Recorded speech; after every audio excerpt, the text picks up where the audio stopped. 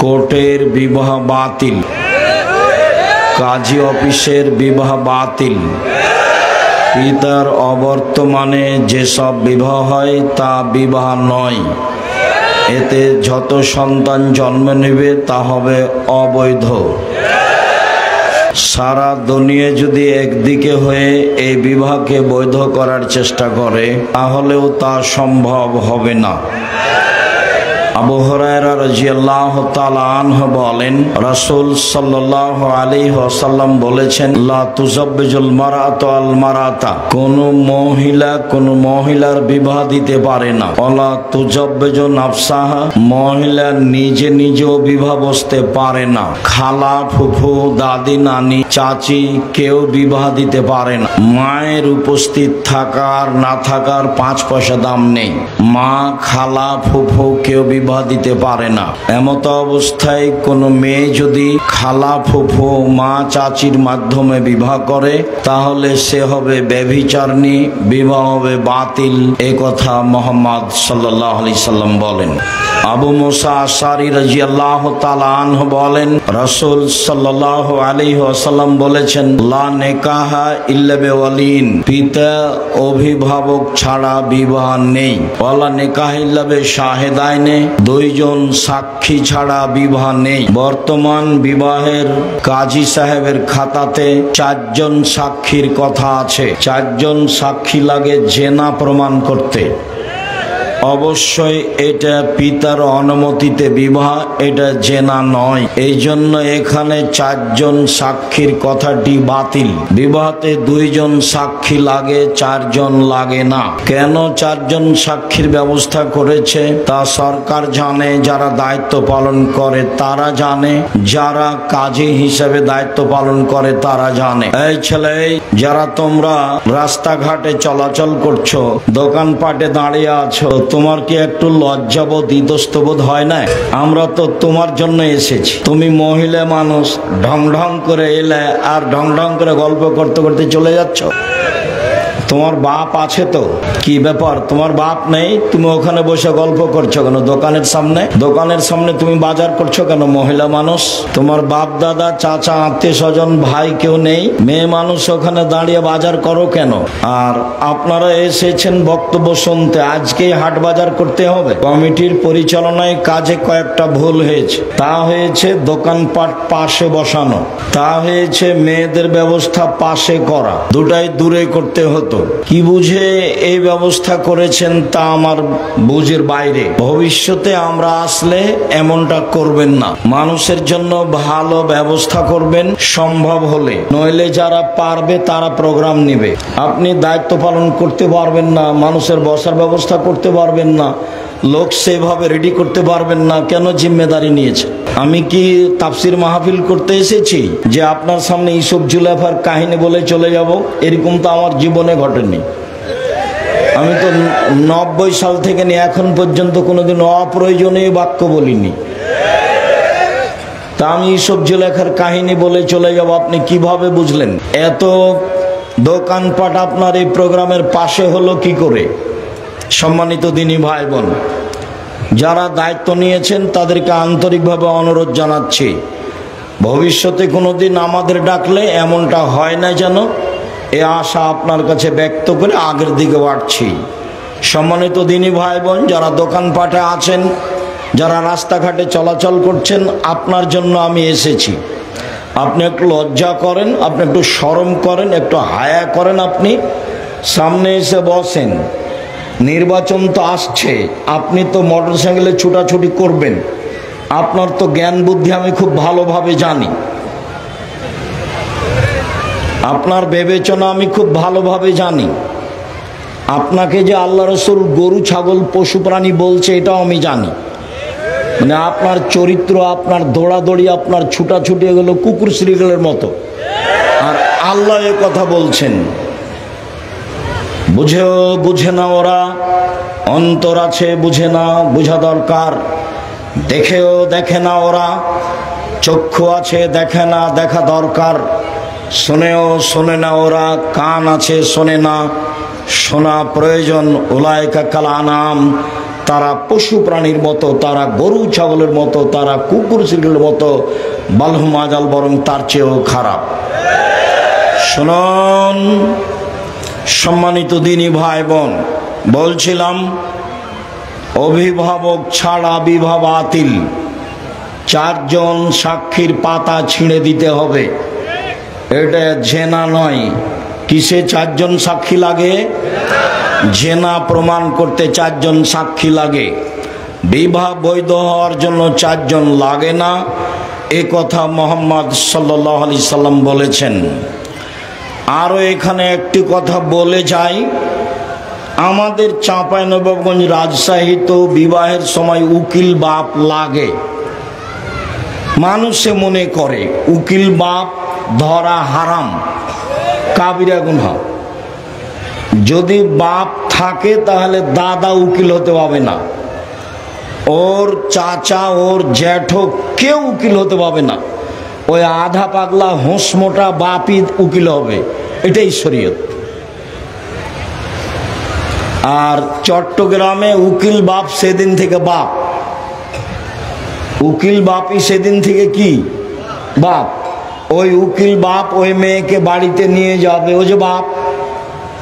তারপর ওই মেয়ে বাপের বাড়ি আসবে, আজ থেকে বাপ বেটি। অবাক উকিল বাপ। জামালপুরের খবর আমার জানা নেই, তবে জামালপুরবাসীর নিকটে আমার জোরালো দাবি, অনুরোধ যে বৃহত্তর ময়মনসিংহের অন্তর্গত জামালপুর, জামালপুরের কথা আমি বিভিন্ন জেলায় বলে থাকি এই মর্মে যে জামালপুরের মানুষেরা বাড়িঘর ঘেরে রাখে। এদের বাড়িতে 2টা বাড়ি থাকে, একটা ভিতর বাড়ি, একটা বাহির বাড়ি। বাহির বাড়ি কাচারিতে থাকে রাখাল কিষান, ভিতর বাড়িতে থাকে মহিলারা। একটু পার হয়ে ময়মনসিংহ ঢুকলে ভিতর বাড়ি বাহির বাড়ি কিছুই নাই, বাড়ি ঘেরা নেই, সবই ফাঁকা। এটা হলো যাযাবরের বাড়ি। ওই যে ট্রেন স্টেশনে মাঝে মধ্যে কিছু লোক থাকে না ছয়ের নিচে, জি, ওরা কি সান্দার, যাযাবর। বাড়ি ঘেরাও নাই, এমনিতেই আছে। সাতক্ষীরায় কোনো জায়গায় গেছি তো বাড়ির যে বাহির কোনটা আর ভিতর কোনটা তা বোঝা যায় না। ওইদিকে একটা ঘর, এইদিকে একটা ঘর, মধ্যে গরুর গাড়ির রাস্তা। জামালপুরের লোকের উপরে আমার ভালো ধারণা আগে থেকে আছে, ধারণাটা কমিয়ে দেওয়ার চেষ্টা করিয়েন না। বাপদাদা যেভাবে বাড়িঘর তৈরি করেছিল, কাচারি ঘর বাইরে রেখেছিল, ওইভাবে করার চেষ্টা করিয়েন। যুগের পাল্লায় পড়ে, নাতি নাতনির পাল্লায় পড়ে ধর্ম বিক্রি করিয়েন না, আদর্শ বিক্রি করিয়েন না। আদর্শ বিক্রি করলে আপনি হয়ে গেছেন জাহান্নামে, নাতি নাতনি হয়ে গেছে, সবাই গেছে। কেননা ওরা যত বড় পাপী, আপনি তার চেয়ে ডবল বেশি পাপী, কেননা জিম্মেদারে আপনি আছেন। সম্মানিত দিনী ভাই বোন, বলছিলাম বিবাহ করলে আমরা আদর্শ পরিবারের প্রথম অংশে আছি। কেমন মেয়েকে বিবাহ করতে হবে? আবু হুরায়রা রাদিয়াল্লাহু তাআলা আনহু বলেন, রাসূল সাল্লাল্লাহু আলাইহি সাল্লাম বলেছেন, পৃথিবীর মানুষ শুনে রেখো, তুনকাহ মারাতুল আরবাইন, মেয়েদেরকে বিবাহ করা হয় 4টা জিনিস দেখে। আমি মুহাম্মদ সাল্লাল্লাহু আলাইহি সাল্লাম 4টা জিনিস দেখতে বলিনি। এটা পুরুষের স্বভাব, এটা পুরুষের বৈশিষ্ট্য। তারা বিবাহ করলে 4টা জিনিস দেখে। 1, লেমালেহা, মেয়েটার অর্থ সম্পদ আছে কিনা সেটা দেখে। 2, অলে হাসাবেহা, মেয়েটা বংশীয় কিনা তা দেখে। 3, অলে জামালেহা, মেয়েটা সুন্দরী কিনা তা দেখে। 4, অলে দিনেহা, মেয়েটা ধার্মিকা কি না, পর্দা করে কিনা, এইটা দেখে। এটা হলো পুরুষের অভ্যাস, এটা তাদের আদাত, এটা তাদের গতিবিধি। আমি মুহাম্মদ সাল্লাল্লাহু আলাইহি সাল্লাম বলে গেলাম, ফানফার ফাজফার বেজাতির দিন, পৃথিবীর মানুষ তোমরা পরহেজগার মেয়েকে বিবাহ করো, বেপর্দা বেহায়া নারীকে বিবাহ করে ছেলে মেয়ে মানুষ করবো এমনটা হিসাব করবেন না, ভুল হিসাব। আমি আপনার গতিবিধি খুব ভালো বুঝি। কেন? আমি 14 সাল থেকে প্রতিষ্ঠান চালাই। বাংলাদেশের সর্ববৃহৎ প্রতিষ্ঠান জামিয়া সালাফিয়া।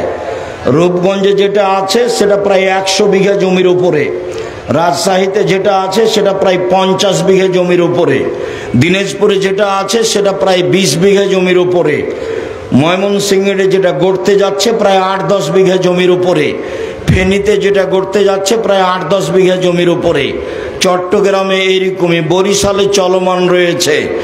সম্মানিত দিনী ভাই বোন, জামিয়া সালাফিয়ায় প্রায় 5000 ছেলে মেয়ে পড়াশোনা করে, প্রায় 300 জন শিক্ষক শিক্ষিকা রয়েছেন, যাদের প্রতি মাসে বেতন লাগে 40 লক্ষ। কিভাবে চলে তা আমার জানা নাই। তবে জামিয়া সালাফিয়া বৈদেশিক পয়সা দিয়ে চলে না, কোনো সংস্থা দিয়ে চলে না, বাংলাদেশের কোনো বিত্তশালী দিয়ে চলে না। আমি আর আপনি সাধারণ মানুষ, যে সাধারণ সহযোগিতা করে থাকি, এ দিয়ে জামিয়া সালাফিয়া চলে। জামিয়া সালাফিয়া কিভাবে চলে তা শিক্ষক জানে না, তা ছাত্র জানে না। এ রসিদ বহি বাইরে ব্যবহার হয় না। কেউ এই প্রতিষ্ঠানের রসিদ বহি বাইরে ব্যবহার করতে পারবে না। কোনো শিক্ষক ব্যবহার করলে তার জরিমানা হবে। এ হলো জামিয়া সালাফিয়া। জামিয়া সালাফিয়ার অংশ হিসাবে সবচেয়ে বড় কাজ আদ-দাওয়া ইলাল্লাহ, মসজিদ ভিত্তিক কোরআন শিক্ষা এবং আকীদা শিক্ষার জীবনবাজি রেখে চেষ্টা চলছে। একেবারে তেঁতুলিয়া থেকে টেকনাফ পর্যন্ত আমরা এদেশের মাটিতে মক্তব গড়বই ইনশাআল্লাহ। এখন প্রায় 600 মসজিদ চলে বা তার চেয়েও বেশি। প্রশিক্ষণ দেওয়া হয়, যা আব্দুল্লাহর মুখে শুনেছেন। যারা প্রশিক্ষণ নিতে যায় ফ্রি, আসে ফ্রি, থাকে ফ্রি, খায় ফ্রি, বই পুস্তক সিলেবাস ফ্রি। জামিয়া সালাফিয়ার আল ইতেসাম পত্রিকা আছে, 50টা প্রশ্নের উত্তর আসে, 16,000 পত্রিকা ছাপে। জামিয়া সালাফিয়ায় প্রেস আছে, অনলাইন আল ইতেসাম পত্রিকা আছে, আরবি পত্রিকা আছে, 3 মাসের ত্রৈমাসিক কিশলয় পত্রিকা আছে। জামিয়া সালাফিয়া আপনাদের বিশাল সম্পদ। জামিয়া সালাফিয়া সম্মেলন সামনে বৃহস্পতিবার, শুক্রবার, আগামী পরশু, নাকি আগামী পরশু অবশ্যই নিজের প্রতিষ্ঠান দেখতে যাবেন।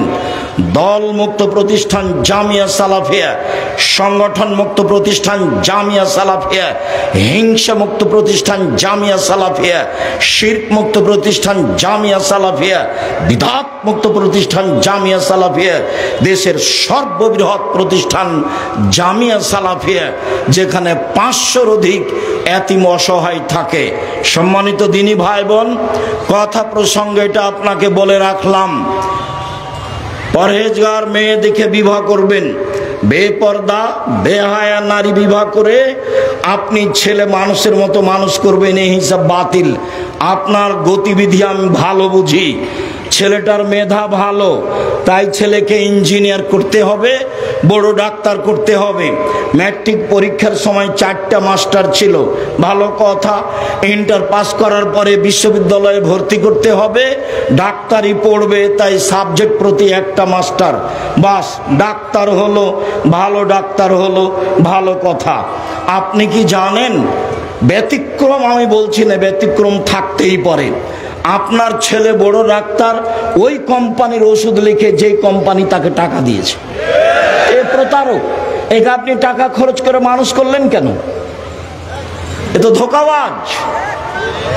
একে আপনি মানুষ করে কি বোঝাতে চাচ্ছেন আপনি আমাকে? সম্মানিত দিনী ভাই বোন, জাতির যদি রাস্তাঘাট করে দিতে না পারি, জাতির যদি স্কুল কলেজ করে দিতে না পারি, জাতিকে চূড়ান্ত সঠিক ধর্ম দিতে পারবো ইনশাআল্লাহ। ধর্মের ব্যাপারে জাতিকে ফাঁকি দিয়ে পরকাল হারাতে রাজি নই। ছেলে মেয়ে মানুষ করতে হবে জনগণের উদ্দেশ্যে, কল্যাণের উদ্দেশ্যে, পরকালের উদ্দেশ্যে। একে আপনি কি মানুষ করেছেন? একে আপনি বড় ইঞ্জিনিয়ার করেছেন, ও তো টাকা মেরে খায়, তো চোর, আপনি ভালোভাবে জানেন। ব্যতিক্রম সেটা ভিন্ন কথা। আপনার ছেলে খুব মেধাবী, লন্ডনে গেছে, আমেরিকায় গেছে, তখন ওরা তো আর বড় চাকরি বড় কাজ দিবে না। ওরা সুইপার, যারা টয়লেট পরিষ্কার করে, ওদের দায়িত্ব দিয়েছে আপনার ছেলেকে, বেতন হলো 5 লাখ। তো আপনার ছেলে দেখলো যে এদেশে গেলে তো বেতন হবে 3 লাখ, তো তাহলে লন্ডনেই থাকে, আমেরিকায় থাকে, সিটিজেন পেয়েছে, বাপও খুশি মাও খুশি, দুনিয়া দখল করে নিয়েছে। ঘুম থেকে উঠে ছেলে স্কুলে গিয়ে বলে, ও কালিমা তোমার আকাশ, ও কালিমা তোমার বাতাস, ও কালিমা তোমার আকাশ, ও কালিমা তোমার বাতাস। আরে সকালেই ছেলে শিরক করে আর বাপে বলছে আমি ছেলে মেয়ে মানুষ করব মানুষের মতো। বাপই জানে না মানুষ কাকে বলে। আরে ঠাকুর বাংলাদেশের শত্রু, ঠাকুর বাঙালিদের শত্রু, ঠাকুর ঢাকা বিশ্ববিদ্যালয়ের শত্রু, ঠাকুর মুসলমানের শত্রু। যেদিন মুসলমান ইংরেজদের হাতে অপমান হয়, জেল হাজতে থাকে, সেদিন ঠাকুর লন্ডনে বসে মুছ পাকায়। সেই ঠাকুরের গান আমার ছেলে পড়ে, আমি পড়িনি, আমার ছেলে মেয়ে পড়েনি, পড়ব বলে আশা করছি। জাতির যদি রাস্তাঘাট করে দিতে না পারি, জাতির যদি স্কুল কলেজ করে দিতে না পারি, জাতিকে চূড়ান্ত সঠিক দিতে পারবো ইনশাআল্লাহ। ধর্মের ব্যাপারে জাতিকে ফাঁকি দিয়ে পরকাল হারাতে রাজি নই।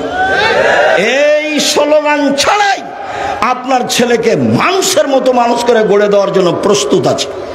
একজন শিক্ষকের বেতন 1 লক্ষ টাকা।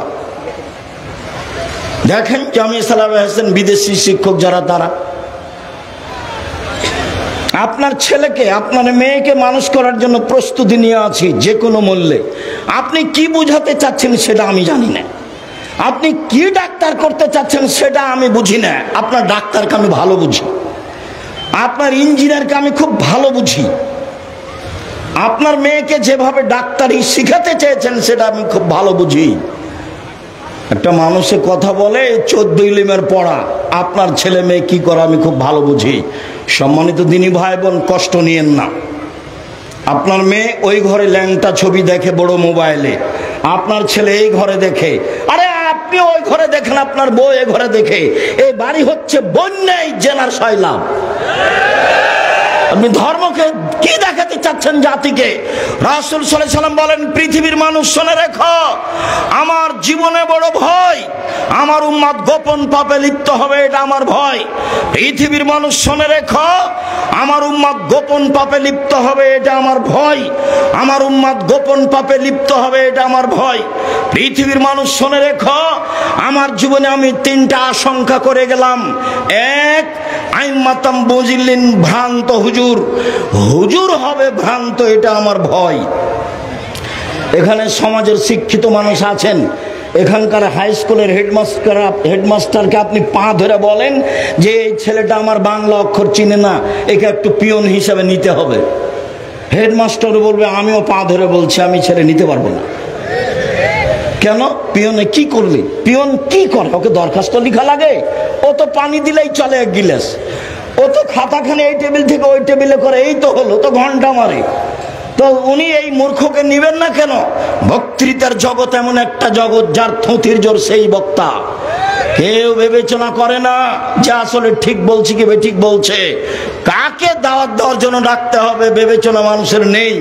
অথচ এই দেশের মাটিতে প্রায় 3 লক্ষ মানুষের বানানো হাদিস আছে। আমার বাসায় আছে 10,000, আমি 10,000 দেখানোর জন্য প্রস্তুত। ধর্ম বিকৃত করার জন্য মানুষ এভাবে করে রেখেছে। বক্তৃতার জগৎ বহুদিন থেকে বলে আসছি, আমি বলি না আমার কথা চূড়ান্ত সঠিক, আমি বলছি আমার তদন্ত। এদেশের মাটিতে শতকরা 95 জন বক্তা মিথ্যুক রয়েছে। এদেশের মাটিতে শতকরা 98 জন মুফাসসির মিথ্যুক রয়েছে। আপনিও বিবেচনা ছাড়াই যদি এরকম করেন, বিবেচনা ছাড়াই যেমন ছেলে মেয়ে মানুষ করছেন, বিবেচনা ছাড়াই যদি আপনি কোরআন হাদিস শোনার জন্য দাওয়াত দেন, তাহলে পরিবেশ এরকমই হবে যেমনটা আপনি দেখতে পাচ্ছেন। এই যে ছেলেরা ঘুরছে, মেয়ের সাথে গল্প করছে, বক্তব্য শুনতে এসে গল্প করছে। বোকা ছেলে বক্তব্য শুনতে এসে ভাবির সাথে এসেছে, আর ভাবিকে মোটরসাইকেলে করে নিয়েছে ধর্ম শুনতে, ধর্ম বক্তব্য। অবাক কথা। তাই ধর্ম কেমন হয়ে গেছে? আল্লাহ রাসূল বলছেন, পৃথিবীর মানুষ শুনে রেখো, আমার পরে এমন আলেম ওলামা আসবে, আমার আদর্শ ছেড়ে দিয়ে অন্য আদর্শ ধরে নিয়ে বলবে এটা রাসূলের আদর্শ। কয় টাকা খরচ করেছেন? যা গাড়িতে ব্যবস্থা করেননি তো ফুল সাজালছেন কেন?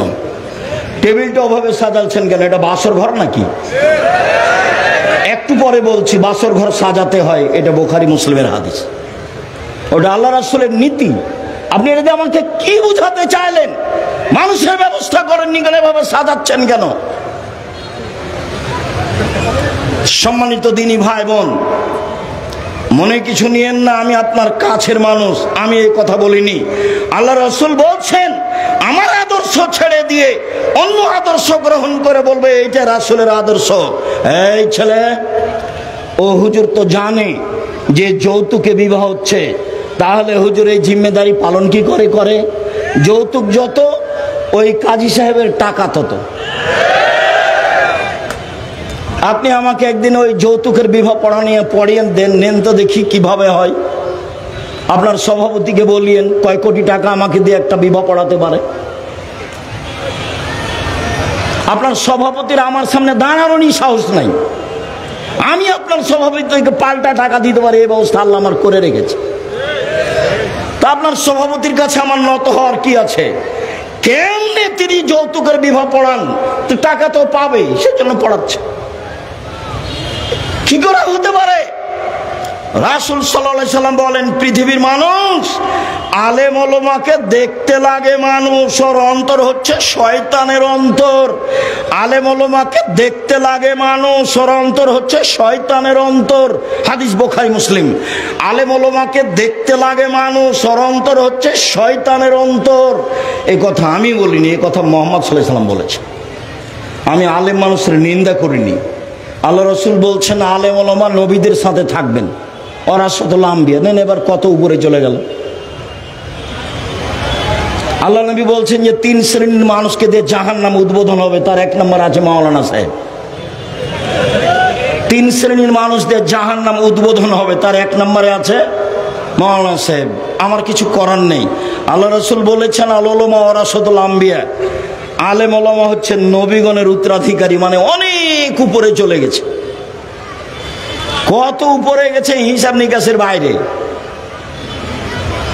যখন বললেন অন্তর হলো শয়তানের অন্তর, তাকে দেখতে লাগে মানুষ, এবার কত নিচে গেছে হিসাব নেই। কি করে তিনি এই 4টা সাক্ষীর খাতা পূরণ করেন? 4 জন সাক্ষী আছে, উনি 2টাতে ক্রস চিহ্ন দিয়ে 2টা সাক্ষী নেবেন, 4টা নিচ্ছেন কেন? সম্মানিত দিনী ভাই বোন, 2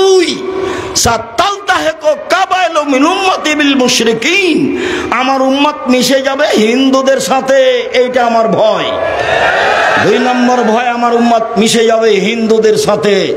গান বাজনা বাদ্যযন্ত্র কাদের? হিন্দুদের। মুরব্বীরা অনেকেই বৈঠকে আছেন। ভাইজান, আগে হিন্দুদের বিবাহ লাগলে খুব বাজনা বাজতো না? তো আমাদের গ্রামের ছেলেরা দৌড়িয়ে যেত দেখতে। তো এখন তো সবার বিবাহতেই বাজনা বাজে। তো আপনার ছেলে নাকি লন্ডন থেকে পড়ে এসেছে, ও কি করে? আরে আমার সোনার বাংলা না হয় ঠেকালো না ঠাকুরের, এইটা কি করে? জাতির জন্য ছেলে মানুষ করবেন, জাতির জন্য, যা হবে হবে। বাবা, আমি গরিব মানুষ নই, পৈতৃক সম্পত্তি দিয়ে তোমাকে পড়াচ্ছি, জাতির কল্যাণের জন্যই পড়াচ্ছি। 1 মিনিটের জন্য জাতির কাছে মাথা নত করবা না। মরলে শহীদ, বাঁচলে গাজী, উভয় সমান। মরাও যতটুকু, বাঁচাও ততটুকু। আমি মুসলিম চির রণবীর, মরণকে করি না ভয়। মরলে শহীদ, বাঁচলে গাজী, আমার উভয় সমান। মরলেও জান্নাত, বাঁচলেও জান্নাত, আমার উভয় সমান। এইভাবে ছেলে মানুষ করবেন, তাহলে জাতির উপকার হবে, আপনার উপকার হবে। কি মানুষ করলেন? ওই যে সেদিন আপনার জামালপুরে এই গ্রামের ছেলেটা, কথার কথা, ঢাকা থেকে আসলো, পিজি হাসপাতালের ডাক্তার, 3 লাখ টাকা বেতন। তো গাড়ি থেকে নামলো, দেখলাম প্যান্টটা টাকলোর নিচে আছে, গলায় টাই আছে, হাতে সিগারেট আছে, দাড়ি চাঁচা আছে। ডাক্তার সাহেব নামলেন গাড়ি থেকে। একটু পরে দেখলাম বৌমা গাড়ি থেকে নামলো, গায়ে হালকা হালকা কাপড় আছে। একটু পরে দেখলাম নাতনি গাড়ি থেকে নামলো, গায়ে কাপড় নেই। দেখি গাড়ির পিছন দিকে কুকুর আছে। এবার আপনি বলেন আপনার পয়সার অবস্থা কি? আমাকে জবাব দিতে হবে না, আপনি প্রস্তুত থাকেন। আমি জবাব দিব কেন? ছেলে আপনার, জবাব আপনার। টাকা আপনার, জবাব আপনার। মেয়ে আপনার, জবাব আপনার। আপনি প্রস্তুত থাকুন। এটা বাস্তব হলে আপনাকে জবাব দিতে হবে। 3 আমার উম্মত মূর্তি পূজা করবে। আমাকে বলছে, আমি ঢুকতে অফিসে বলছি ভাইজান ছবিটা নামান, তখন বলছে ভাইজান আমার আম্মাকে খুব ভালোবাসি, এই জন্য আমার আম্মার ছবিটা এভাবে বেঁধে সুন্দর করে রেখেছি। তো আমি বলছি আপনি কুসন্তান, আপনি খারাপ সন্তান। আপনার মাকে কবর দিয়ে এসে 5 ফুট সাইজের ছবিটা ছিঁড়ে টুকরা টুকরা করে সব মানুষ যখন চলে গেছে, তখন আপনি কবরের পাশে গিয়ে যদি বলতেন আল্লাহুম্মা গফিরলাহু ওয়ারহামহু, আল্লাহ তুমি আমার মাকে ক্ষমা করো, তার প্রতি দয়া করো, আফানহু তুমি তার প্রতি নিরাপত্তা অবতীর্ণ করো, আকনরুজলাহু তুমি তাকে দামি সম্মানী খাদ্য খেতে দাও, অসে মাদখালাহু তুমি তার থাকার জায়গা প্রশস্ত করে দাও, অক্সেলু বিল মাই ওয়াসাল যে তুমি তাকে ঠান্ডা পানি দিয়ে ধুয়ে পরিষ্কার করে দাও, অনাক্কিহি মিনাল খাতায়া কামা নাকাসাবুল আবিজু মিনাদ দানাস তুমি তাকে পাপ থেকে পরিষ্কার করো যেভাবে সাদা কাপড়কে ময়লা থেকে পরিষ্কার করা হয়, আবদুল্লাহু দারান খায়রান মিন দারিহি দুনিয়াতে যে বাড়ি ছিল তার চেয়ে সুন্দর বাড়ি আমার মাকে দাও, ওয়াহালান খায়রান মিন আহলিহি আমার মায়ের যে পরিবার ছিল তার চেয়ে সুন্দর পরিবার দাও, ওয়াজাওজান খায়রান মিন জাওজিহি আমার মায়ের যে পরিবার ছিল স্বামী ছিল তার চেয়ে ভালো ব্যবস্থা করো, ওয়াজমিন আযাবিল কবর তুমি তাকে কবরের শাস্তি থেকে বাঁচাও, ওমিন আযাবিন নার তুমি তাকে জাহান্নামের শাস্তি থেকে বাঁচাও। এইটা যদি বলতো তাহলে মা একটা সন্তান রেখে গেছে। আরো আমাকে কি দেখাচ্ছে বলেন তো? ওর মাকে সুন্দর করে কাঠে কি ভাই ওটা কি ভালো ভাই বলে যে ভাইজান কি দিয়ে কিভাবে সাজায়, ফ্রেম তৈরি করে মাকে সুন্দর করে সাজিয়ে রেখেছে। আমাকে বলছে হুজুর আমার মাকে খুব ভালোবাসে সেই জন্য রেখেছে। আমি আর কোনো পথঘাট না পেয়ে মুখের উপরে বলেছি আপনি কুসন্তান। আমি আর কি করতে পারি? আমাকে তো কিছু বলাই লাগে, এটা না সরালে তো আমি ভিতরে ঢুকবো না। পরিস্থিতি যতই কঠিন হোক, যেখানে ছবি আছে আমি অতীতে কোনোদিন সেখানে ঢুকিনি। যে দেখেন মৌলানা সাহেব আপনার কুলাবে না, আপনি আমাকে ভিতরে নিয়ে যায়েন না, কি কি বলছেন স্টেজ থেকে বলে বিদায় করে দেন, আমি গাড়িতে উঠে। আপনি কোথায় নিয়ে গিয়ে বসতে দিবেন? যেখানে বসতে দিবেন সেখানে ছবি মূর্তি দিয়ে ঘেরা। আমার উম্মত মূর্তি পূজা করবে, এটা আমার ভয়। এক, হুজুর হবে ভ্রান্ত, এটা আমার ভয়। 2, আমার উম্মত হিন্দুদের সাথে মিশে যাবে গান বাজনা চাল চলনে, এটা আমার ভয়। 3, আমার উম্মত মূর্তি পূজা করবে, এটা আমার ভয়। এ কথা মুহাম্মদ সাল্লাল্লাহু আলাইহি সাল্লাম বলেন। সম্মানিত দিনী ভাই বোন, আল্লাহ রাসূল বলেন আদ-দুনিয়া কুল্লুহা মাতা খায়রু মাতা'id দুনিয়াল মারাতুস সালেহা, সারা পৃথিবীর সম্পদ সবচেয়ে ভালো সম্পদ হলো ভালো স্ত্রী। অতএব একটা ভালো মেয়ে দেখে বিবাহ করতে হবে। মেয়ে দেখা যায়। একজন সাহাবী এসে বলছেন আল্লাহর নবী আমি বিবাহ করেছি। তখন আল্লাহ রাসূল বললেন তুমি কি মেয়েটাকে দেখেছো?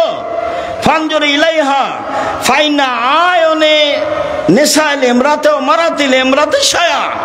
আনসারী মহিলাদের চোখে দোষ আছে, সমস্যা। বিবাহ করার পরে যদি ধরা পড়ে তখন তুমি বারবার বলবা তোমাকে দেখলে বিবাহ করতাম না, এই ভালো নাই সেই ভালো নাই, আমি তোমাকে তালাক দিব, এই সব একটা কথা চলবে না। অতএব আগে দেখে নাও, আগে দেখে দেখে নিলে সিদ্ধান্ত বাতিল, আপনার সিদ্ধান্ত চলবে না। মধ্যখানের একটা কথা, রাগ করলে তালাক বলবেন না। বেগুনের গাছ থেকে বেগুন ছিঁড়ে খেলে তবুও গাছটা থাকে, আর মোলায়ের গাছটা উঠালে কিছু থাকে না। তালাক মুখে ব্যবহার করিয়েন না। এমনি কিছু বলেন, বকাঝকা কিছু করা লাগলে করেন, বিছানা ত্যাগ করা লাগলে করেন, পৃথক হয়ে কিছুদিন থাকেন। তালাকের কথা বলিয়েন না। তালাক বললেই সমস্যা শেষ।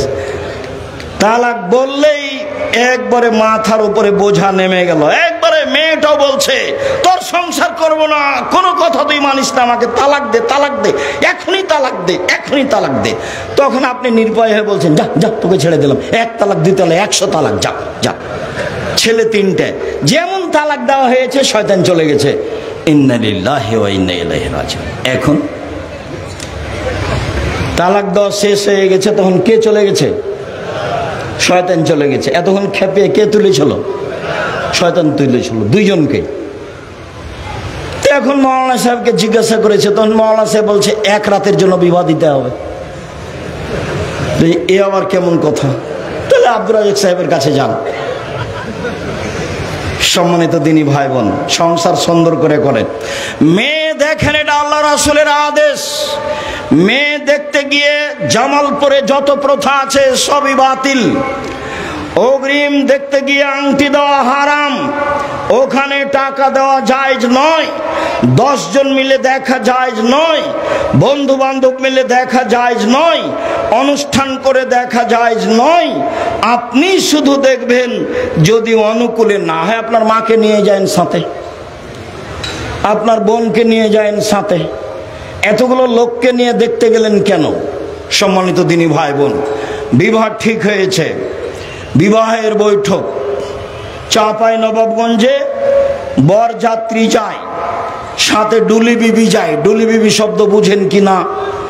ওই বরের পক্ষ থেকে কিছু মহিলা যায়, সেখানে গিয়ে ভিড় জমায়, নগ্ন মহিলা পাড়ায়।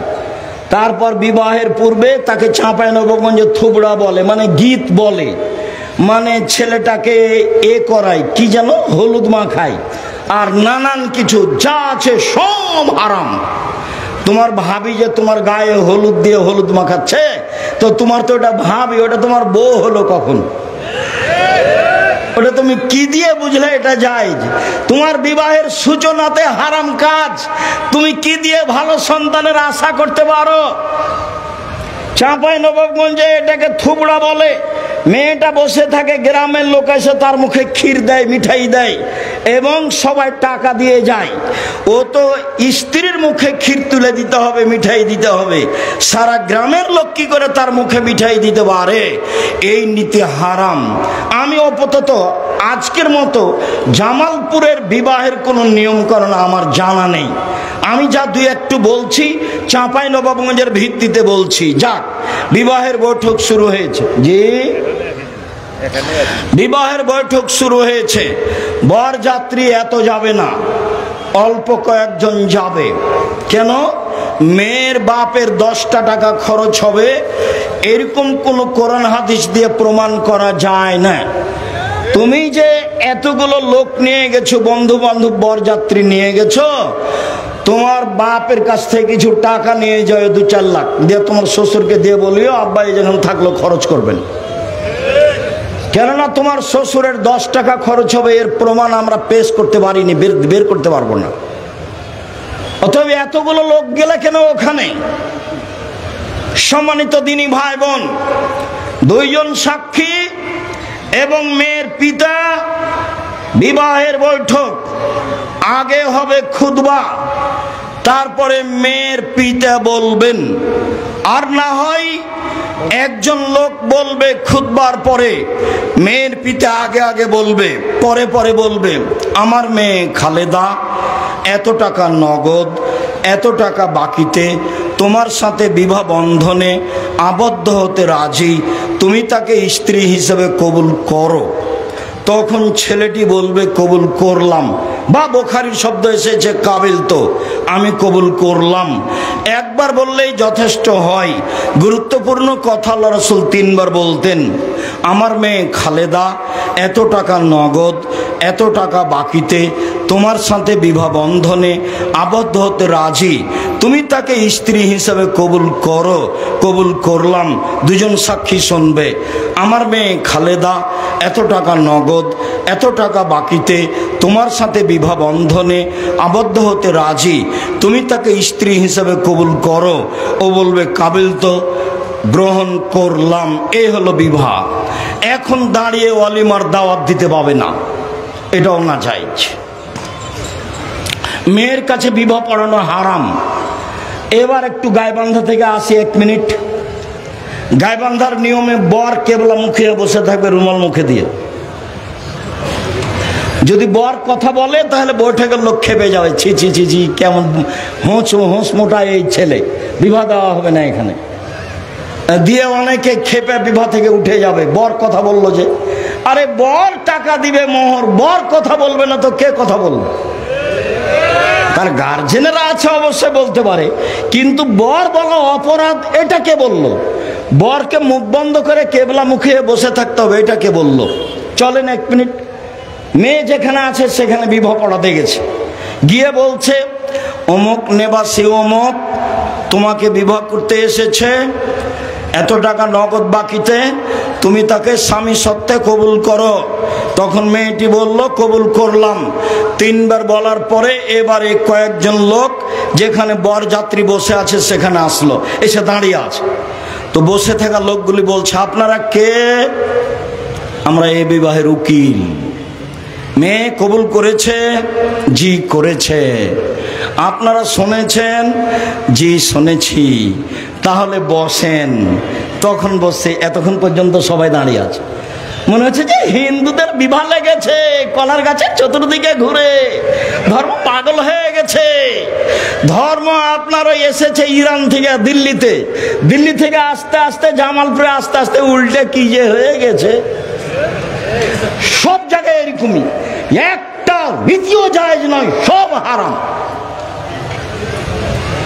2 জন সাক্ষীকে সামনে রেখে মেয়ের পিতার সামনে খুতবা হবে, মেয়ের পিতা বলবে এই তার নাম বিবাহ, এরপরে এখানে আর কোনো অনুষ্ঠান নেই, বউ নিয়ে চলে যাবে। সম্মানিত দিনী ভাই বোন, বউ নিয়ে গিয়ে বাসর ঘর সাজাতে হবে, এই কথাই ঠিক। আসমা বিনতে ইয়াজিদ বলেন পিতা যদি না থাকে তার চাচা, তার দাদা, তার বংশের সিরিয়াল, যদি বাপ চাচা কেউ না থাকে তার ভাই, নাহলে তার ছেলে হতে পারে না ভাইজান, ছেলে হতে পারে, ছেলে মায়ের বিবাহ দিবে। এটা একটা কুসংস্কার যে বাপ অনেকদিন আগে মারা গেছে, এই ছেলে মায়ের বিবাহ দিবে না।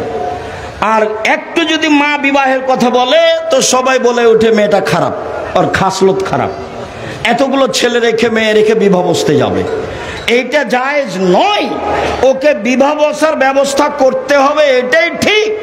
প্রয়োজনে তার ছেলেরা করবে, প্রয়োজনে তার ভাইয়েরা করবে, এটাই নিয়ম। সম্মানিত দিনী ভাই বোন, আসমা বিনতে ইয়াজিদ বলছেন আমি আয়েশাকে সুন্দরী করে সাজালাম। 1 মিনিট আগের অংশ। আয়েশা রাদিয়াল্লাহু তাআলা আনহা বলেন আমি আমার বান্ধবীদের নিয়ে দোলনায় খেলাচ্ছিলাম, হঠাৎ আমার মা বললেন আয়েশা, জোর করে চিৎকার করে ডাকলেন। আমি দৌড়িয়ে আসলাম, খেলার কারণে আমার গায়ে ধুলাবালি কিছু লেগে আছে। আমার মা একটু পানি দিয়ে আমার গায়ের ধুলাবালিগুলো মুছে দিলেন, তারপর একটা ঘরে নিয়ে গেলেন, দেখি সেখানে আনসারীদের মহিলা, তারা আমাকে সুন্দরী করে সাজালেন। কি দিয়ে সাজালেন তা আয়েশা উল্লেখ করেননি। আসমা বিনতে ইয়াজিদ বলছেন আমি আয়েশাকে সুন্দরী করে সাজালাম আল্লাহ রাসূলের জন্য। কি দিয়ে সাজিয়েছেন তা উল্লেখ হয়নি।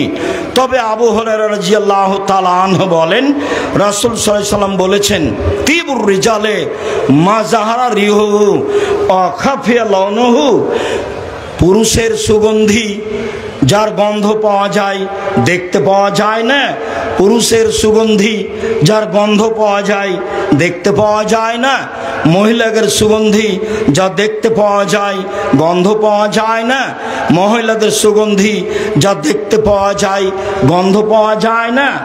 একজন মহিলা রাসূলের হাতে একটা পত্র দিল, আল্লাহ রাসূল পত্রটা নেওয়ার সময় হাতটা টেনে নিলেন না, দিয়ে বললেন কি ব্যাপার, আয়াদু রাজুলিন ইমরা, এই হাত মহিলার না এই হাত পুরুষের? মহিলাটি বলল আমি মহিলা মানুষ, এটা মহিলার হাত। তখন আল্লাহ রাসূল বললেন তাহলে তোমার হাতটা তুমি মেহেদি দিয়ে পরিবর্তন করনি কেন? তার মানে মেয়ের হাতে মেহেদি দিতে হবে, মেয়েরা হাতে মেহেদি দিতে বাধ্য, হাতের নখে তো দিতে হবেই, পায়ের নখেও মেহেদি দিতে হবে। রাজশাহী চাঁপাই নবাবগঞ্জের মেয়েরা পায়ে মেহেদি দেয় না কেন? ওরা বলছে আল্লাহর নবী দাড়িতে মেহেদি দিয়েছিলেন, তো যেই জিনিস আল্লাহর নবী দাড়িতে দিয়েছেন সেটা আমরা পায়ে দিতে পারি কিভাবে? কথাও তো ঠিক, আল্লাহ রাসূল তো দাড়িতে দিয়েছেন মেহেদি, এ কথাই তো ঠিক। তবে আল্লাহ রাসূল বলেছেন মেয়েরা যখন ঋতু হাইজ থেকে পবিত্র হবে তখন তারা লজ্জা স্থানে আতর ব্যবহার করবে। তো লজ্জা স্থানে আতর ব্যবহার করতে বলছেন আল্লাহ নবী, তো আল্লাহ নবী আতর তো গায়ে লাগান। এবার তাহলে রাজশাহী চাঁপাইনবাবগঞ্জের এটা কুসংস্কার, খারাপ নীতি।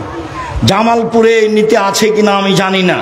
মেয়েরা হাতে মেহেদি দিবে, পায়ে মেহেদি দিবে, যেখানে যেখানে মেহেদি লাগালে ভালো লাগবে সেখানে সেখানে মেহেদি দিবে। তাদের সুগন্ধি যা দেখতে পাওয়া যায় গন্ধ পাওয়া যায় না। বিউটি পার্লারে যা কিছু আছে পদার্থ বৈধ হলে মেয়ে সব কিছু ব্যবহার করতে পারে, তবে সেখানে ঢুকতে পাবে না। ওই মেয়ে মানুষের সামনে তার মাথার চুল খুলে অঙ্গ প্রত্যঙ্গ খুলে বিউটি পার্লারে বসে এগুলি ব্যবহার করা হারাম। উল্লেখ্য যে রাসূল সাল্লাল্লাহু আলাইহি সাল্লাম কয়েকটা জিনিস উল্লেখ করেছেন। পৃথিবীর মানুষ শুনে রেখো নবীগণের বৈশিষ্ট্য, পৃথিবীর মানুষ শুনে রেখো নবীগণের খাসলাত অভ্যাস। এক, কাসু সারে মোচ কেটে ফেলা, মোচে ব্লেড ব্যবহার করা যাবে না, কেঁচি দিয়ে কেটে ফেলতে হবে। দুই, লোহা, দাড়ি বড় করতে হবে, দাড়ি চেঁচে ফেলাও হারাম, ছোট করাও হারাম। দাড়ি চেঁচে ফেললে চোখের পাওয়ার কমে যাবে, দাড়ি চেঁচে ফেললে স্ত্রী মিলনের ক্ষমতা কমে যাবে, দাড়ি চেঁচে ফেললে মহিলাদের সাদৃশ্য হবে। এই জন্য আল্লাহ রাসূল এটাকে অভিশাপ করেছেন, এতে মহিলাদের সাদৃশ্য হয়। দাড়ি ছেড়ে দিতে হবে, ছোট করা চেঁচে ফেলার কোনো সুযোগ নেই। তিন, ইন্তেকাসুল মায়ে, অজু গোসলের সময় পেশাব পায়খানা থেকে উঠার সময় পানি দিয়ে পবিত্রতা অর্জন করতে হবে। আগে ঢেল টিস্যু পেপার পরে পানি, এই নিয়ম মিথ্যা। আগে ঢেল টিস্যু পেপার পরে পানি, এই নিয়ম মিথ্যা। সরাসরি ঢেল দিয়ে সরাসরি পানি দিয়ে পবিত্রতা অর্জন করতে হবে। রাসূল সাল্লাল্লাহু আলাইহি সাল্লাম পানি দিয়ে পবিত্রতা অর্জন করে হাতটা মাটিতে মেজে নিলেন, তারপরে তিনি অজু করলেন। যখন করোনা দেখা দিয়েছিল তখন করোনার জন্য অনেক প্রস্তুতি ছিল। আমি গেছি ব্যাংকে, ম্যানেজার সাহেব সামনে চেয়ারটা রাখেননি, যে ভাইজান চেয়ারটা কি হলো? আপনি তো কথা মানবেন না, এখানে বসলে অসুবিধা আছে ভাইজান।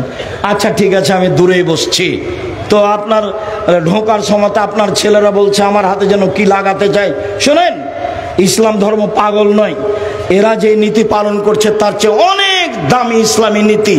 তা হলো আল্লাহ রাসূল বলছেন ঘুম থেকে উঠে হাতটা পানিতে ডুবাতে পাবে না, আগে ধুইতে হবে 3 বার ভালো করে, তারপর অজু করতে হবে।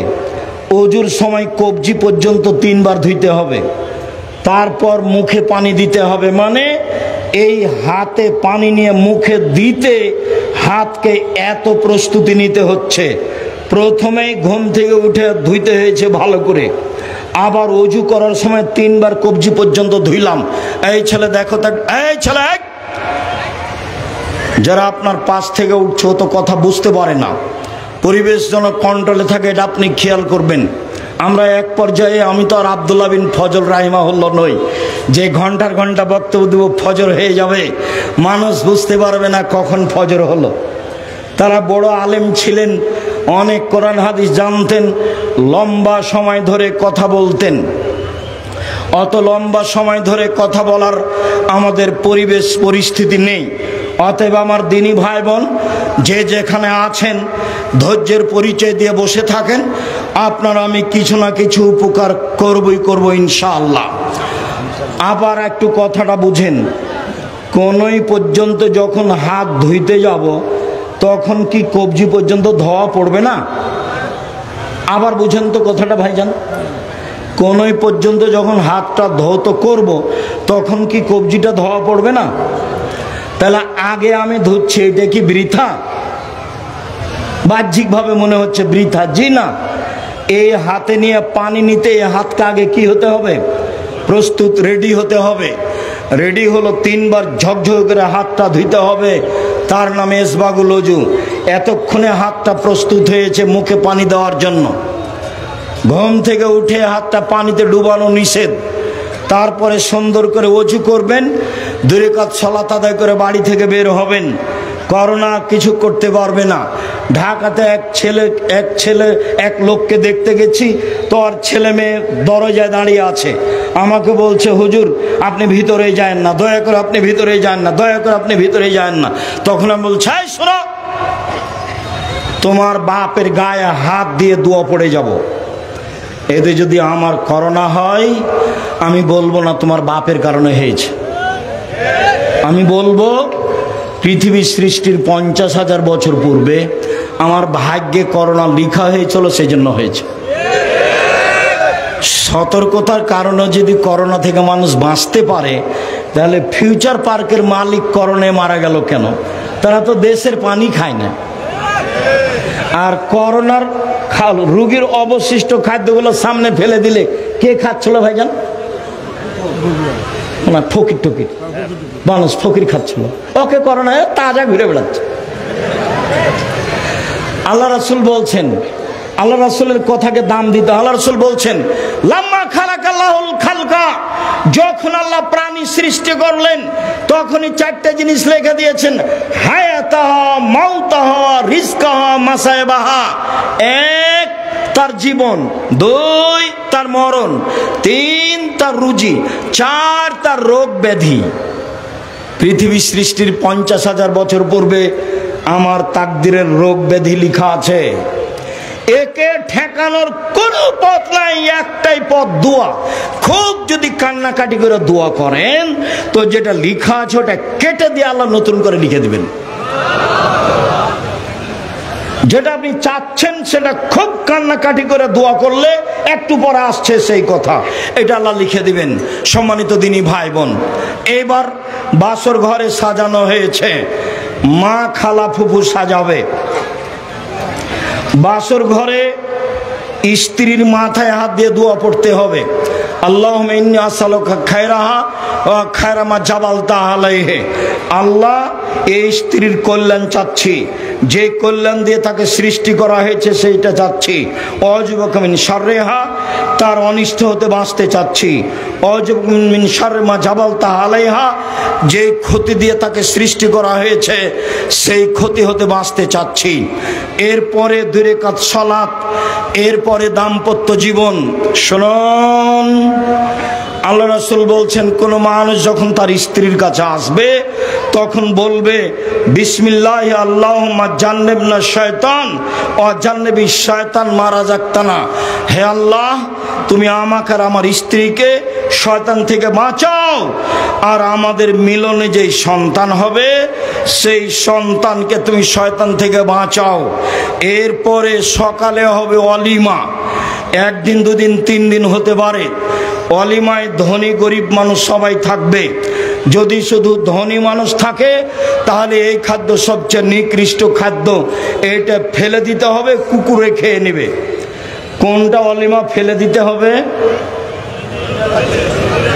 যে অলিমায় শুধু ধনী মানুষকে দাওয়াত দেওয়া হয়েছে, গরিব মানুষ নেই, সেই অলিমা আল্লাহ রাসূল বলছেন আশার উত্তম, সবচেয়ে নিকৃষ্ট খারাপ খাদ্য। তো সবচেয়ে নিকৃষ্ট খারাপ খাদ্য ওটা রাখবেন কেন? ফেলে দেন, ওটা কুকুরে খায়। নইলে ধনী গরিব সবকেই থাকতে হবে, সবাই খেয়ে দোয়া পড়বে, বারাকাল্লাহু লাকা ওয়া আলাইকা ওয়া জামা বাইনাকুমা ফি খায়রিন। তোমার উপরে আল্লাহ বরকত দান করুক, তোমাকে আল্লাহ বরকত দেখ, তোমাদের 2 জনকে আল্লাহ কল্যাণের উপরে রাখুক। সম্মানিত দিনী ভাই বোন, এবার পেটে বাচ্চা আসলো বা আসেনি, 2 জন মিলে বলবেন এই ছেলে, এই শোনো খেয়াল করে। উপস্থিত দিনী বোন, গল্প বন্ধ করেন। 10 বছর হলো বিবাহ, সন্তান তো হয়নি, তোর ঢংও তো একটু পরিবর্তন হয়নি। কথা বলছেন কেন? এসে চলে গেলেন কেন? আমি তো আপনার জন্য এসেছি, আর অনেক পথ অতিক্রম করে এসেছি, আবার অনেক পথ অতিক্রম করে যাব, গিয়ে ক্লাসে বসবো ইনশাআল্লাহ। এভাবেই দিন কাটছে। আমি আপনার জন্য এসেছি। এখন আপনি বলবেন রব্বে হাবলি মিন লাদুনকা যুরিয়াতান তাইয়্যিবা ইন্নাকা সামিউদ দুআ। হে আল্লাহ তুমি আমাকে একটা সুসন্তান দাও, তুমি তো দোয়া কবুল করো। রব্বে হাবলি মিন লাদুনকা যুরিয়াতান তাইয়্যিবা, হে আল্লাহ তুমি আমাকে একটা সুসন্তান দাও, তুমি তো দোয়া কবুল করো। দিন যায় রাত্রি যায়, পেটে বাচ্চা আসলো, বাহিরে যাবেন না, হাটে বাজারে যাবেন না, ল্যাংটা ছবি দেখবেন না, যা কিছু খারাপ দেখবেন এই বাচ্চার উপরে সেই প্রতিক্রিয়া যাবে। কাজেই স্বামীর সাথে কক্সবাজার বেড়াতে যাবেন না, পেটে বাচ্চা আছে। আপনার ওই এতে যাবেন না, চিড়িয়াখানায় যাবেন না, বাজারে যাবেন না। দেবর আছে, ভাসুর আছে, শ্বশুর আছে, বাপ আছে, গ্রামবাসী আছে, ভাতিজারা আছে, ভাইয়ের ছেলে আছে, বোনের ছেলে আছে, কত মানুষ আছে আপনার বাজার করার জন্য। আপনি কেন বাজারে যাবেন? এদেরকে বললেই তো বাজার করে দেয়। কথা বোঝা যায়নি মনে হয়। আপনি পেটে বাচ্চা নিয়ে বাইরে যাবেন না। শুনুন, আকাশে চন্দ্রগ্রহণ, এখন পেটে বাচ্চা আছে, তাই শাশুড়ি বলছে, মাই বলছে শুয়ে থাক, কোথাও যাস না, কোনো কাজ করিস না, কোনো কাজ করিস না, সূর্য চন্দ্রগ্রহণ লেগেছে, বাচ্চার ক্ষতি হয়ে যাবে। এটা হলো কুসংস্কার, নোংরা নীতি, হারাম। এগুলো পড়লেই মুকসেদুল মুমিনিন বইয়ের হেডলাইনের কথা মনে পড়ে। মুকসেদুল মুমিনিন বইয়ের একটা হেডলাইন আছে, অবিবাহিত ছেলে মেয়ের পড়া নিষেধ। তো যে দেখে সেই পড়ে, যে দেখে সেই পড়ে। কিরে কি লেখা আছে? তো লেখা আছে ওখানে, চন্দ্রগ্রহণে স্ত্রী মিলন হলে ছেলে ভ্যাংচা হয়, ভরা পেটে স্ত্রী মিলন হলে ছেলে টেরা হয়, সফরের পূর্বে স্ত্রী মিলন হলে ছেলে কানা হয়। আল্লাহর হস্তে শুরু থেকে নিয়ে শেষ পর্যন্ত একটা বাক্য সত্য নয়, সবই মিথ্যা। আল্লাহ বলছেন, পৃথিবীর মানুষ, নিসাউকুম হারসুল্লাকুম ফাতু হারসাকুম আন্না শাইতুম, তোমাদের স্ত্রী তোমাদের জমি, তোমাদের স্ত্রী তোমাদের ক্ষেত, তোমরা তোমাদের জমিতে আসো ইচ্ছা মতো। সকালেই কি, বিকালেই কি, দুপুরেই কি, ভরা পেটেই কি, সফরের পূর্বেই কি, চন্দ্রগ্রহণ লাগলেই কি আর না লাগলেই কি। এটা হলো কুসংস্কার। হেডলাইনে যা লেখা আছে, হেডলাইনের নিচে সবই কোরআনের আয়াতের বিরোধী। এবার বাচ্চা প্রসব সম্ভবপর আপনি ক্লিনিকে যাবেন না, স্বাভাবিকভাবে বাচ্চা প্রসবের চেষ্টা করবেন। সম্ভবপর আপনার মা চাচি দুই একজন থাকবে যারা বুঝে, সারা গ্রামের মহিলা এখানে আসতে পাবে না। পর্দার ব্যতিক্রম হলে সন্তান সুসন্তান হবে না, এ কথাই ঠিক। বাচ্চা প্রসব হয়েছে, বাচ্চার পাশে আজান দিবেন, এক কানে আজান এক কানে একামাত, এ হাদিস ঠিক নয়। পাশে আজান দিবেন স্বাভাবিক কণ্ঠে। এবার পরের দিন বা তখন বা তারপরের দিন বাচ্চাকে একটা পরহেজগার মানুষের কাছে নিয়ে যাবেন, চাচা হোক, চাচি হোক, আলেম হোক, যে হোক না কেন, গিয়ে বলবেন, চাচা আমার বাচ্চাকে দোয়া করে দেন আর তাহনিক করে দেন। তখন তোমার চাচা একটা খেজুরের একটা অংশ মুখে নিয়ে খুব ভালোভাবে চাবিয়ে পানি পানি করে হাতের আঙ্গুলে নিয়ে জিভার মাঝামাঝিতে দিয়ে দিবে, আঙ্গুলটা ঢুকিয়ে দিয়ে মাথায় হাত দিয়ে দোয়া পড়বে, আইজাকুমুল্লাহ বিকালিমাতিল্লাহি তাম্মা মিন কুল্লি শাইতানিন হাম্মা ওয়া মিন কুল্লি আইনিন লাম্মা। এই দোয়া পড়বে। আল্লাহুম্মা ফাক্কিহু ফিদ্দীন, আল্লাহুম্মা আল্লিমহুল হিকমা, এই দোয়া পড়বে। এখন চাচা চাচি এই দোয়া জানে কিনা সেটা তো একটা কথা। দোয়ার বই তো আমি অনেক আগেই লিখেছি। 1992 সালে জামালপুরে এসেছিলাম চিনাডলিতে, হাত তুলে দোয়ার বাহাসে দেখলাম বেশ বড় বড় মাওলানা। আমি জামালপুরের প্রায় স্বভাবই ভালোবাসি। ইতিপূর্বে যত বাহাসে বসেছি সব জায়গায় গন্ডগোল, শুধুমাত্র জামালপুর চিনাডলির সেই বাহাসে কোনো গন্ডগোল ছিল না। যারা উপস্থিত ছিলেন সবাই পায়জামা পাঞ্জাবি পরেছিলেন, সবার মাথায় টুপি ছিল, দেখতে আমাকে খুব ভালো লাগছিল। যদিও তারা আলোচনায় পরাজয় বরণ করেছিলেন। আমি বলেছিলাম নামাজের পরে হাত তুলে দোয়া করতে হবে, আল্লাহ রসুল সাহাবী সহ করেছেন। ইমাম বলেছেন দোয়া, মুক্তাদিরা সাহাবীরা আমিন আমিন বলেছেন, এরকমটা হাদিস পেশ করতে হবে। তখন অন্য হাদিস পেশ করে। আমি বলছি এইদিকে যেতে আমি চাচ্ছি না। আল্লাহু আকবার বলে সালাত শুরু করি। আর রহমান বলে তো বুকে হাত বাঁধি না, আর রাজ্জাক বলে তো বুকে হাত বাঁধি না, কি বলি? আল্লাহু আকবার। অতএব রাসূলের পদ্ধতিতেই দোয়া হতে হবে।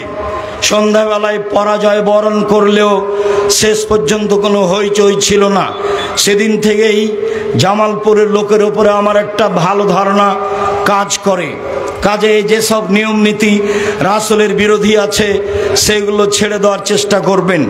কয়দিন পরে 7 দিনের দিন বাচ্চার আকিকা দিতে হবে। 14 দিনে আকিকা দেওয়া যায় না, 21 দিনে আকিকা দেওয়া যায় না, 7 দিনের আকিকা দেওয়া যায় না। 7 দিনের পূর্বে বাচ্চা মারা গেলে আকিকা দিতে হবে না। আকিকার সাথে কুরবানির কোনো সম্পর্ক নেই। কুরবানি হচ্ছে নেকির কাজ, আকিকা হচ্ছে বাপের জিম্মেদারি। কুরবানি হচ্ছে নেকির কাজ, আকিকা হচ্ছে বাপের জিম্মেদারি। বাপকে জিম্মেদারি পালন করতেই হবে। ছেলে হলে 2টা ছাগল, মেয়ে হলে 1টা ছাগল, কানা হোক টেরা হোক, 10 টাকার হোক 10,000 টাকার হোক, শুধু জান থাকলেই হবে। থাকলো কুরবানি তো মোটা তাজা, কুরবানি চোখ ভালো কিনা, কুরবানি সিং ভালো কিনা, কুরবানি খুর ভালো কিনা, কুরবানি লেজ ভালো কিনা, কুরবানি দেখতে সুন্দর কিনা। কুরবানি নেকির জন্য ফকির মিসকিনকে দিতে হবে। আকিকার গোস্ত ফকির মিসকিনকে দিতে বাধ্য নয়, আত্মীয় স্বজনকে দিতে বাধ্য নয়। আকিকার গোস্ত আপনার নিজস্ব গোস্ত, আপনি খাবেন কি দিবেন সেটা আপনার ব্যাপার। সম্মানিত দিনী ভাই বোন, 7ম দিনে আকিকা। কোনো এক সময়ে খাতনা দিতে হবে, বাপের জিম্মেদারি। মুসলমানের বৈশিষ্ট্য 5টি। 1 খাতনা করা, 2 হালাকুল আনাতে নিচের লুম পরিষ্কার করা, 3 কাসফুল আজফারে নখ কেটে ফেলা। নখ কাটতেই হবে, ছেলে হোক মেয়ে হোক। যদি নখ বড় থাকে তাহলে মেয়ে আদর্শ শিখতে পারেনি, পিতা অযোগ্য দায়িত্ব পালন করতে পারে না। সম্মানিত দিনী ভাই বোন, আপনাকে খাতনা দিতে হবে, ছেলের বাধ্য। ছেলে এখন হাঁটতে পারে, পায়জামা পরাতে হবে, হাফ প্যান্ট নয়। মেয়ে এখন হাঁটতে পারে, পায়জামা পরাতে হবে, জাঙ্ঘিয়ে নয়। দিন যায় রাত্রি যায়, 5-7 বছর হয়েছে, বাচ্চা এখন পড়তে যেতে পারে। তাহলে মেয়ে বাচ্চা হলে মাথায় একটা স্কার্ফ দিয়ে বাচ্চাকে স্কুল পাঠাতে হবে। যে স্কুলে বলা হয় না ওমা তোমার আকাশ, ওমা তোমার বাতাস, সম্ভবপর সে স্কুলে পাঠাতে হবে। দিন যায় রাত্রি যায়, বাচ্চার বয়স হয়েছে 7 বছর, তাকে সলাতের জন্য বলতে হবে। দিন যায় রাত্রি যায়, বয়স হয়েছে 15 বছর, তাকে সলাতের জন্য বাধ্য করতেই হবে যে কোনো মূল্যে। রাসূল সাল্লাল্লাহু আলাইহি ওয়াসাল্লাম বলেন, মান ওয়ালাদালাহু ওয়ালাদুন ফালইহসান ইসমাহু। কার যদি ছেলে মেয়ে জন্ম নেই, 1 সুন্দর নাম রাখতে হবে, 2 আদাবাহু সুন্দর শিষ্টাচার শিখাতে হবে, 3 বড় হলে বিবাহ দিতে হবে, 4 বড় হয়ে যায় যদি বিবাহ না দেয়, এই ছেলে মেয়ে যদি কোনো পাপ করে সেই ছেলে মেয়ে তার পিতা পাপ সে পিতার হবে। সম্মানিত দিনী ভাই বোন, আমরা আলোচনার একটা পর্যায়ে এসে শেষের দিকে চলে আসলাম। এই ছেলে একটু থামো। সম্মানিত দিনী ভাই বোন, আমি জানি না আসলে আপনার পরিবার ভালো নয় কেন। আমার তো মনে হয় যে আপনি ভালো নন, সেই জন্য পরিবার ভালো নয়। আমি তো কোরআন হাদিস অনুপাতে এটাই বুঝি যে আপনার ছেলে মেয়ে ভালো নয় কেন, আপনি ভালো নন সেই জন্য। আপনার চরিত্রের ঠিক ঠিকানা নেই, আপনি মাথায় টুপি দিয়ে দোকানে বসে আড্ডা পিটেন, অথচ আমি 90 সাল থেকে বলে আসছি 4টে জিনিস করতে হবে। 1 5 ওয়াক্ত সালাত, 2 হালাল রুজি, 3 কোরআন তেলাওয়াত, 4 আড্ডা পিটা নিষেধ। দোকানে বসে গল্প করবেন, ল্যাংটা মেয়ে নাচবে, এ হলো একটা আড্ডা পিটা। আর একটা বড় মোবাইল নিয়ে ল্যাংটা ছবি দেখে ঘন্টার ঘন্টা সময় কাটাবেন, এ হলো আড্ডা পিটা। যদি ছেলে মেয়ে এরকম আড্ডা পিটার সুযোগ পাই তাহলে এই ছেলে মেয়ে ভালো হবে না। আল্লাহ রাসূল বলছেন, এতাহারাজুনা তাহারুজাল হেমারে, সমাজে জেনা বেশি হবে, অশ্লীলতা বেশি হবে। এমন কি খোলা মাঠে গাধা যেমন গাধীর সাথে মিলে লজ্জা বুঝে না, ষাঁড় যেমন গাভীর সাথে মিলে লজ্জা বুঝে না, মানুষ তেমন খোলা মাঠে জেনা করবে, লজ্জা বুঝবে না। সেই সময় চলে এসেছে। অতএব আপনাকে খাস করে বলছি, আল্লাহ রাসূল আপনাকে দায়ী করেছেন আর আপনার স্ত্রী দুইজনকে দায়ী করেছেন। একবার খাস করে আপনাকে বলেছেন আর একবার খাস করে আপনার স্ত্রীকে বলেছেন। দুইটা হাদিস, একটা আপনার জন্য খাস। রাসূল সাল্লাল্লাহু আলাইহি সাল্লাম বলেন, মান কানাত লাহু ওয়ালিদা, কার যদি একটা কাজের মেয়ে থাকে বা মেয়ে থাকে, ফাআল্লামাহা, তাকে বিদ্যা শিখিয়ে দিল, ফাহসানা তালিমাহা, সুন্দর বিদ্যা শিখিয়ে দিল, ওয়াদ্দাবাহা, শিষ্টাচার শিখিয়ে দিল, ফাহসানা তাদিবাহা, সুন্দর শিষ্টাচার শিখিয়ে দিল, তাহলে তার জন্য ডবল নেকি হবে। এটা হলো পিতার জন্য খাস।